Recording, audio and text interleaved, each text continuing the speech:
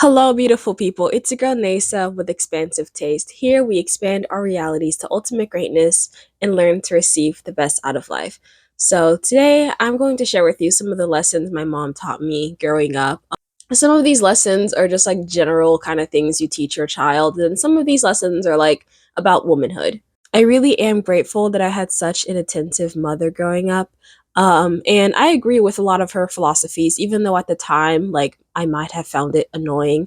Even though I agree with her for the most part, like, of course, we still have like our differences. Like, for example, when she sees me with my super colorful makeup, my glitter, and my face gems, she would see me and she'd be like, "Are you okay? Are you well in the head? Are you into devil worship?" And I would just respond with something like, "Mom, it's just fun. Don't worry about it. I'm okay." But anyway, there were lots of lessons, and I'm not going to go in any particular order. But one of the things that she taught me is how to have tough skin. I was a very sensitive child, and it seemed like every day I was crying about something.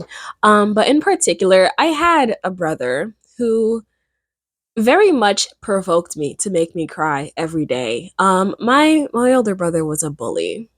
My older brother mostly just called me names like cockroach, alien, and Smeagol from Lord of the Rings, and this would make me cry so hard, because those were the things I was scared of, and it was in contrary to what my oldest brother would call me. My oldest brother, he treated me very nicely, and he called me princess, and I resonated with that. And my mom did do her best to try to get my brother to like stop being so mean, but for the most part, she kind of just had to let it happen because it was happening so frequently. One thing my mom did try telling me to do is to walk away and that he can't bother you if you're not next to him.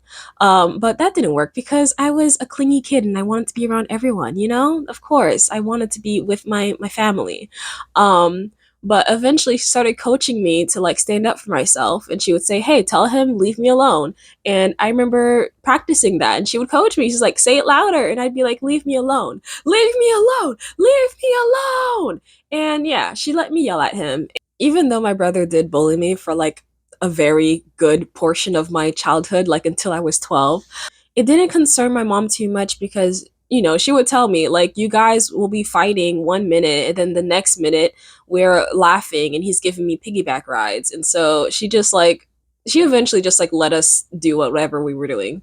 And there was this one time my mom was doing my hair, and she was detangling it and some hair was like left on the comb or whatever. And my brother started to tease me and told me that I was going to be bald headed. And I responded with, "My hair grows back." And that was something that my mom acknowledged. And she was like, "You know what? Good job, Neyssa. Good job responding with positivity. Your hair does grow back and you don't have to worry about whatever your brother's trying to tell you." Another thing that my mom valued was, of course, education. Like any good parent would want their children to be educated. But the thing is, I'm Haitian, and growing up as a Haitian girl, you're very sheltered, and there are really only three places you can be. You're at church, you're at school, you're at home. And in another video, I'll talk more about the cons of that. But the pro is I seriously had no other choice but to be good at school, because I was so bored at home. My environment was so controlled that school was the fun place to be. School was the place I got to see my friends. Like, I was super engaged in school and I paid attention in class. And that's partially because at home I would be so bored. There would be nothing to do, except for watch TV, maybe, do some art and get annoyed by my brother. Another thing my mom taught me pretty early on was the importance of looking presentable and taking care of yourself. So, hygiene was a very big thing. My mom would have me bathe twice a day before school and then before bed. And this would annoy me because I had no problem taking a bath before school, but the one before bed was like, I don't know, it interrupted my TV time, and I would sometimes put up a fight. I think I put up a fight most nights. But I would do it because that's what my mom taught me to do. And growing up, my mom would always make sure that my hair is done. And when I was old enough to start doing my own hair, she would really get on me about making sure that my hair was looking okay. This was very helpful, but also just, a little annoying, of course, being a teenage girl and then your mom, every time you leave the house, she's telling you, oh, are you wearing earrings? Go put your earrings on, put some lotion on your legs. And if she sees a wrinkle on your shirt, she either tells you to change it or, bring it to the ironing board right now. So I'm happy that she took the effort to ingrain these kind of things in me so that now when I go out in the world, I do my best to try to look like I have my life together. My mom also taught me basic life skills like cooking and cleaning. Of course, it was like age appropriate and incremental. Like the first things I learned to cook were eggs, ramen noodles, hot dogs.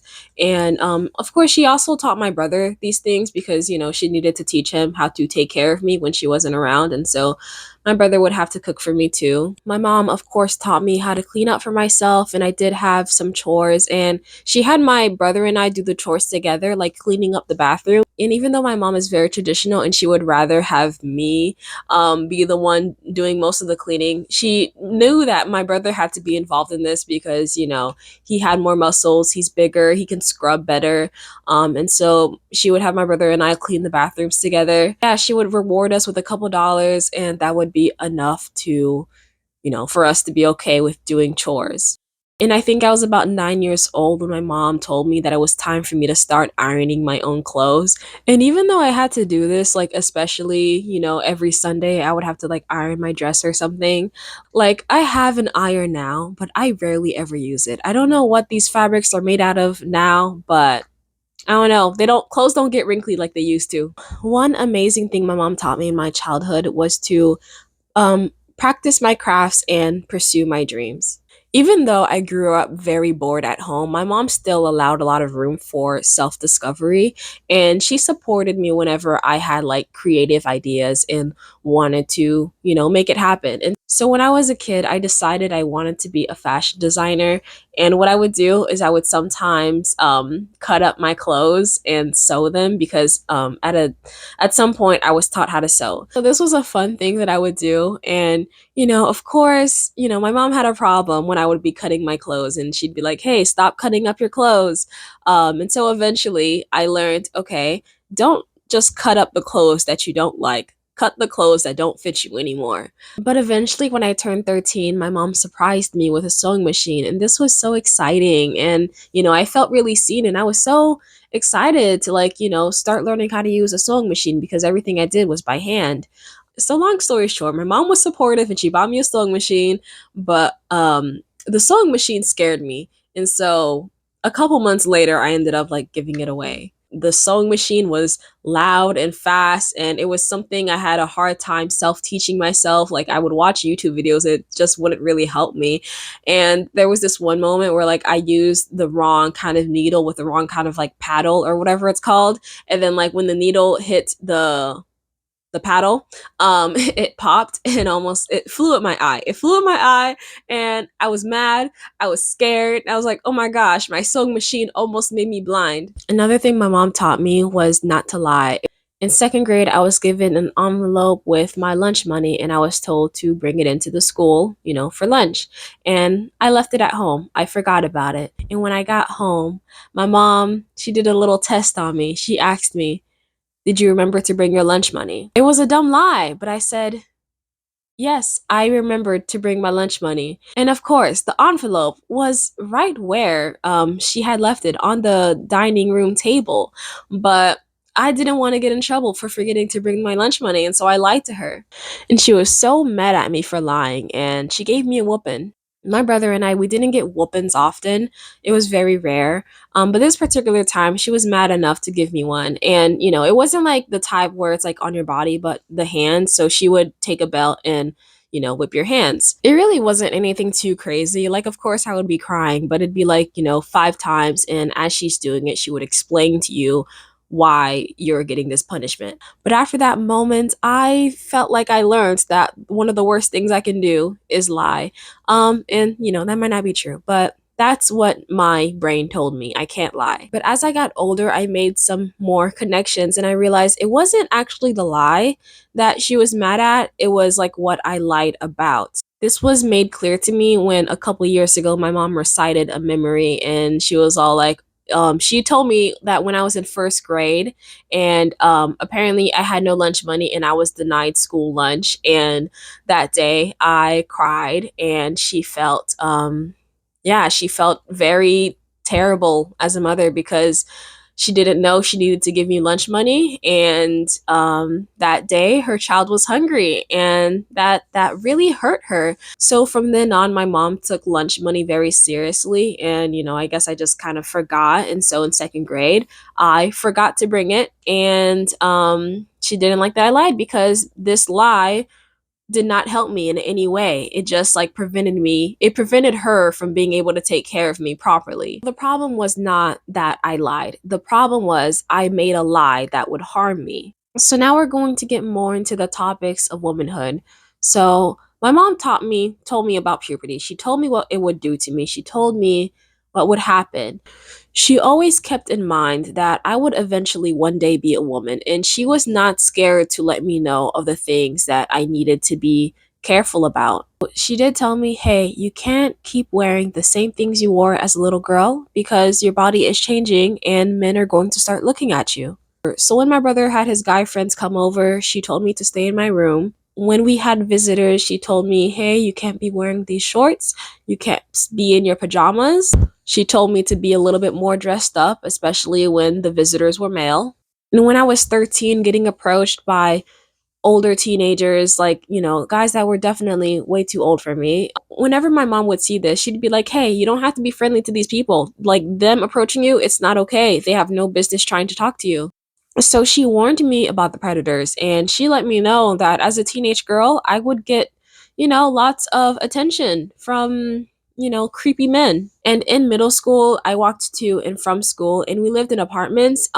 And so she told me when I'm walking to stay on the sidewalks as much as possible and not pass people's doors because, I don't know, someone could snatch me up and pull me into their house or whatever.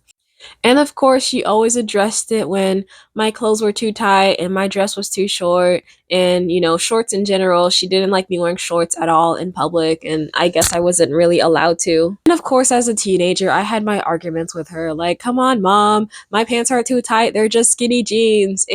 But overall, like, I'm glad that my mom warned me about my body and that we were able to talk about, puberty and even my insecurities. Like, I was so sad that I didn't have big boobs like my friends did. But even though I wanted big boobs, like, I knew that there were some other girls that were horrified by the facts that they suddenly had breasts, and they weren't ready for it. And I'm not about to say this to be offensive, like, at all. I say this with the best intentions, but like when you hear the stories of women who transitioned to men and then ended up detransitioning, like you will hear them talking about one of the reasons why they felt like they had to be a man or whatever is because they were a tomboy and they were very comfortable playing with boys and being one of the bros. But then when puberty happened, they realized, oh, they are different. They are a woman, and they become really self-conscious and uncomfortable in their bodies because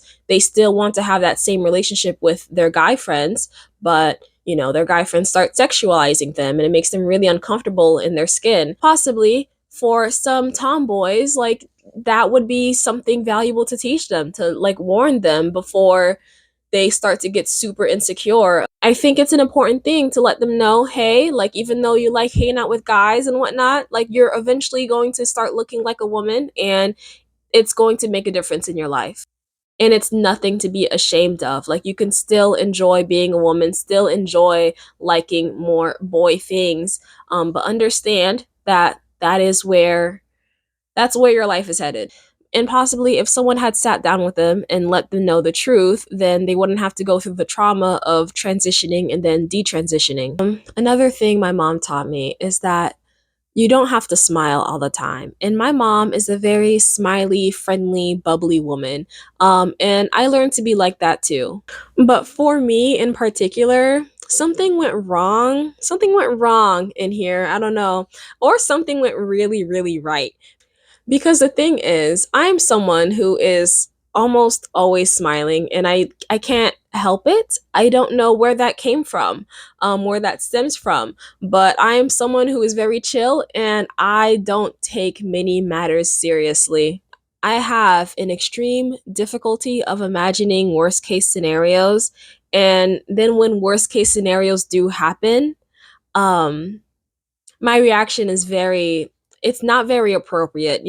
Like if I embarrass myself, I start laughing. If someone says something that is like maybe disrespectful to me, it just goes straight through and I'm just like, you're funny. I could tell you a story about how I got in a car accident and I would say it with a smile on my face in a cheery voice, and the person listening would be like so concerned and be like, "Are you okay? Oh my gosh, that sounds terrible." And I'm just like, "No, I'm fine. Don't worry about it." So I did get my bubbly personality from my mom, but I also got like the super nonchalant chillness from my dad, and I don't know, a combination of whatever else is going on, up here. So my mom had to start telling me, "You're too friendly to the wrong people." And she had to tell me, "Hey, when people share bad news with you, like get that smile out of your face, you psychopath." She never called me a psychopath, but that was the essence of what was going on.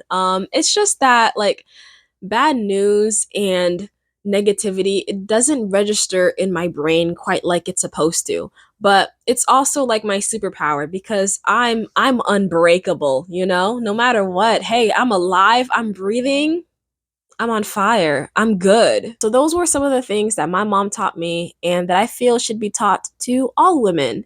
I really hope that you liked my video. Please like, comment, share, and subscribe. I need your support, guys. I want my channel to grow. I want it monetized.